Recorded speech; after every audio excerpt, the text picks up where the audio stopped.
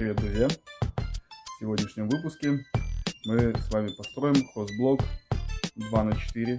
Меня зовут Игорь Корева, вы на канале Enki Firm. Поехали! Итак, от забора отступлено 115 сантиметров. Выставлены крайние блоки по периметру, вымерены диагонали. Блоки стоят параллельно и перпендикулярно друг другу.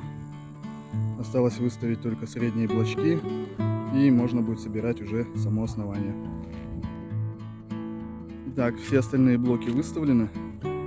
Теперь мы скрутили такой вот периметр. 2 длинных, 2 коротких. Сейчас вставляем промежуточные лаги пола. Крепим их самореза 100 мм.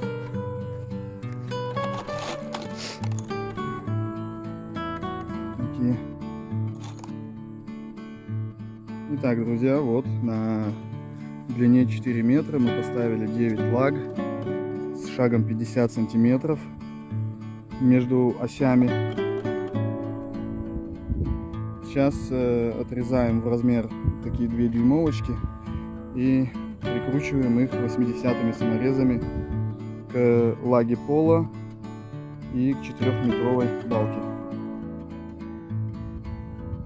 Но сначала мы их обрабатываем антисептиком, а затем всю эту конструкцию переворачиваем вверх ногами и зашиваем пол. С внутренней стороны доска уже обработана антисептиком. Теперь, пока она с этой стороны сухая, я ее прикручиваю. То же самое с этой стороны. Она обработана. Сейчас она с этих сторон сухая, я их прикручиваю. Затем тоже обрабатываю антисептиком и переворачиваю все основание вверх ногами.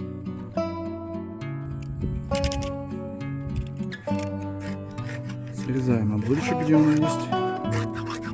Значит, функция этих 2 дюймовок заключается в следующем. Основная функция заключается в том, что на нее опираются лаги пола. И нагрузка равномерно распределяется по этой доске и передается на длинную доску 40 на 100 и затем распределяется на бетонные блоки.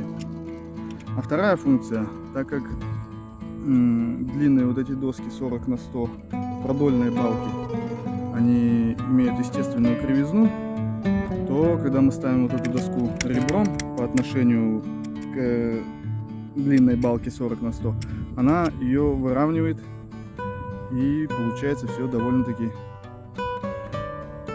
ровно, без изогнутостей. Итак, снимаем обзол, обрабатываем антисептиком и переворачиваем. Перевернули кверх ногами. Вот, значит, у нас что получается. Те лаги пола, которые находятся между блоками, видите, они опираются. Их держат не только вот эти вот 2 длинных самореза 100 мм, но они также еще опираются и на дюймовку, которая лежит снизу. Она прикреплена к длинной балке. Она опирается на блоки, распределяет нагрузку на фундамент. Далее, в этой всей конструкции меряем диагонали. Я их уже померил, они одинаковые. 446,8 и 447. 2 миллиметра разница, это небольшая разница, можно сказать, что они одинаковые. Теперь я кладу вот так вот доску пола по диагонали и ее прикручиваю, так как я начну зашивать, чтобы от вибраций диагонали не изменились и никуда ничего не сместилось. Итак, приступаем к зашиванию пола. Первую доску я положил, ее, естественно, нужно антисептировать, обработать. Я это делаю следующим образом. Я ее обрабатываю сейчас с одной стороны, затем переворачиваю и сразу прибиваю. Также поступаю со всеми. А затем, когда все будет полностью зашито, у меня будет большущая поверхность, которую надо будет просто пройти пешком и обработать антисептиком.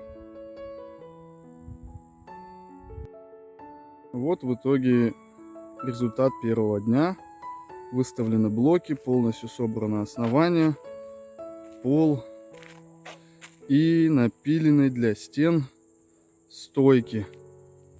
Я пока напилил их 10 штук. Заказчики еще не определились с планировкой. Поэтому по 10 штук назад, вот по 170 сантиметров, и по 10 штук вперед, по 188 сантиметров. Их распилил, а завтра уже приеду, непосредственно займусь сборкой стен. Привет, друзья! Второй день сборки хозблока. Значит, вчера мы закончили на основании и напилили стойки. Сегодня я уж не стал снимать, как я напиливал лежни, верхние и нижние. Вот, тем не менее, они напилены по проекту. Проект был согласован.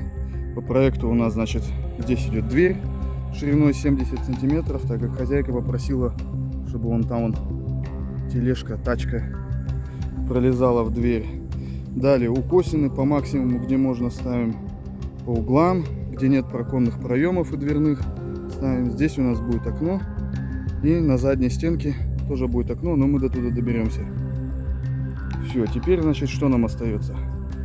Сейчас у меня вот есть закуплена сегодня уже 4-метровая вагоночка Б-класса. Сейчас я ей всю эту стеночку зашиваю и ставлю на передний край. Передняя стенка у нас будет готова. Ну, соответственно, перед тем, как поднять, я прорезаю дверной проем, прикручиваю дверь на петли и посмотрим, что из этого получится. Итак, вот начали прибивать вагонку. Я торцую ее по одной стороне. Далее, на первой, вы помните, нам надо отметить петельную сторону у двери. Не петельную, ну я ее запашной называю, запашную сторону со смещением, да? Не здесь, а вот смещаемся на 1 сантиметр. И в конце у нас вот что имеется. У нас она оказывается длиннее. Ну, естественно, она такой должна быть. Мы ее просто прибиваем. А затем, когда стенка будет полностью зашита, мы эту линию всю прорежем просто дисковой пилой. Все, заколачиваем дальше. Так, передняя стенка у нас зашита. Здесь по этой стороне мы торцевали. Дверной проем, петельную сторону прорезали. Запашную сторону прорезали. И с краю, как видите, все мы прорезали. Все у нас четко, параллельно, перпендикулярно. Все, прикручиваем петли, засаморезиваем дверь, ставим стену. Так, друзья, передняя стенка поставлена. Стоит на месте. Выставил ее по уровню. Так как я работаю один, это было сделать достаточно сложно, поэтому я заранее подготовил укосины, прикрепил их к основанию. И когда я поднимал стенку, у меня была подготовлена здесь посередине укосина. Я ее хоть как-то вот таким вот образом закрепил. Затем по уровню выставил слева и справа. Так, погодка у нас портится. Сейчас буду заднюю стенку делать, зашивать не буду. Зашиваю боковухи и срочно делаю крышу. Вот что у нас получается. Заднюю стенку я собрал, поставил укосины, диагонали проверил, укосины поставил. А здесь сверху, видите, закрепил такой длинный брусок, чтобы он помогал укосинам держать параллельность, перпендикулярность.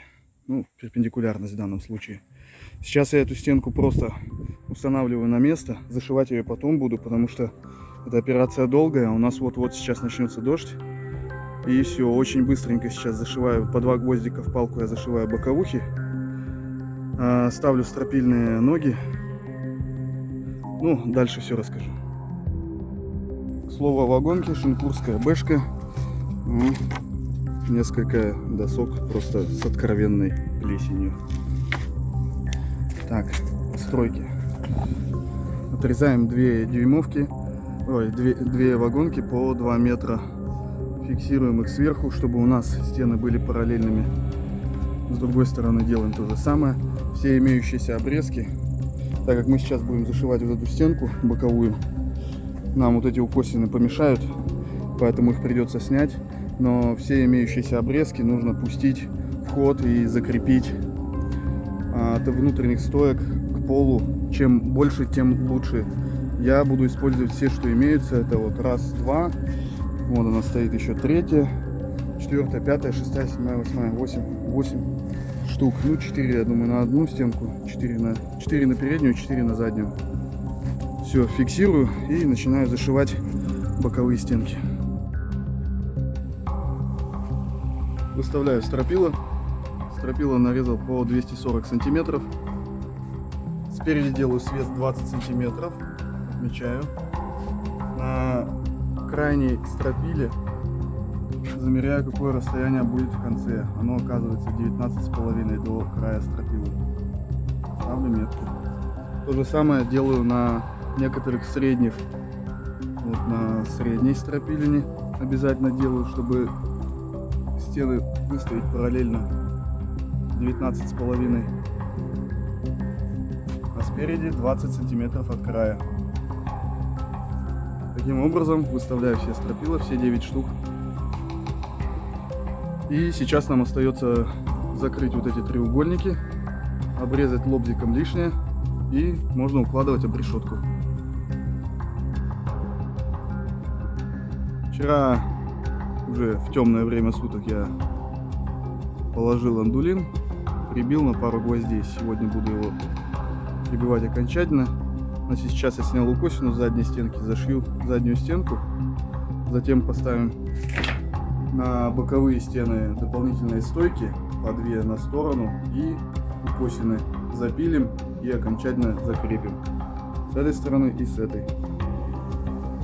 Значит, на расстоянии метр от левой боковой стенки, то есть вот здесь, будем делать перегородку длиной 1 метр. То есть она будет разделять хозблок на 2 части. Так, вырезаем оконные проемы. Задняя стенка зашита. Здесь был подготовлен оконный проем. Я по краям засверлил отверстия.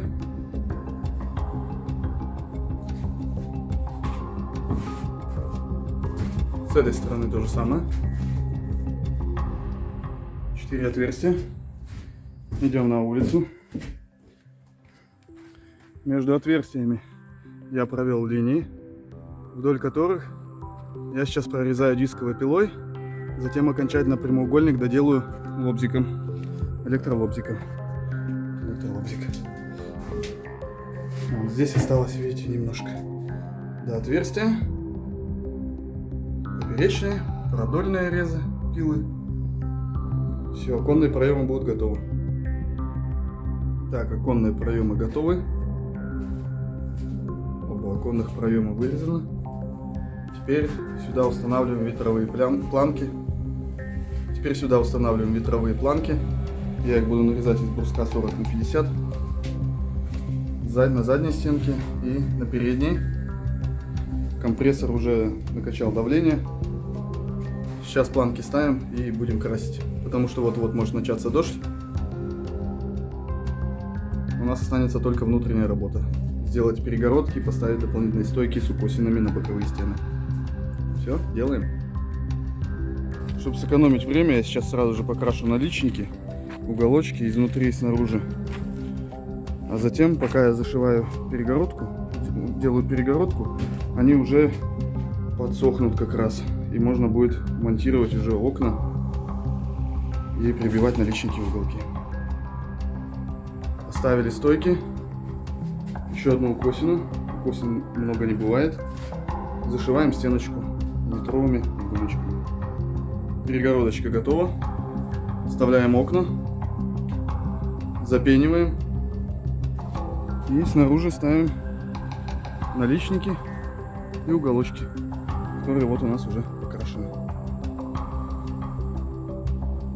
Окна вставляю с таким нехитрым приспособлением. 2 вагоночки прикручиваю к стене. Затем монтирую окно. Оно уже прикручено. Так, второе окно тоже поставлено. Теперь запениваем и прибиваем наличники.